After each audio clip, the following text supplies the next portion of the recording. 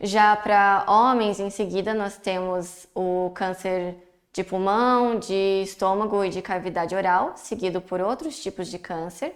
E já nas mulheres, o terceiro tipo de câncer mais comum é o de colo de útero, e seguido de pulmão, e em seguida outros tipos de cânceres.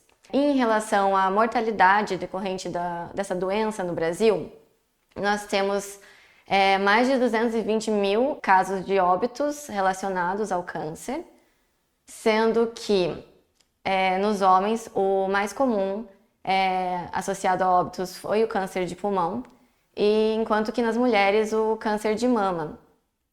E assim a gente pode ver que no Brasil, por exemplo, como eu comentei, a gente tem uma situação um pouco diferente do que a gente vê na média global. Então, o que é o câncer, essa doença então tão frequente no mundo? As células normais vão ter um processo de divisão que é controlado pelo ciclo celular, e nesse processo, se acontece, elas têm um ciclo de vida normal, que em algum momento elas vão para a morte celular, a apoptose, e o ciclo controla quando a divisão dessas células deve acontecer.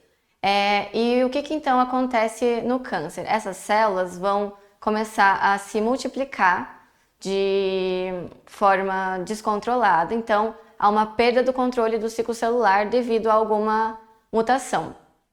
E então, essas células que teriam controle pelo ciclo vão estar aumentando o seu número.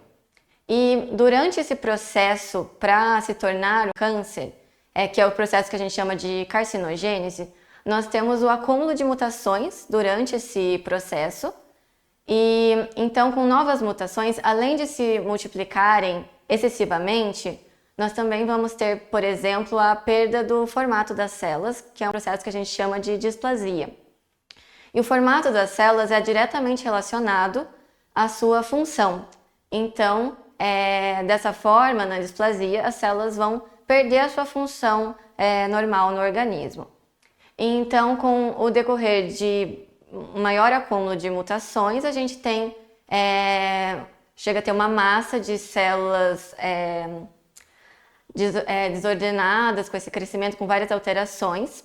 Inicialmente, o que pode surgir pode ser uma neoplasia benigna, que nesse caso ela ainda tem uma certa organização e não vai invadir outras regiões do corpo ou levar a uma metástase.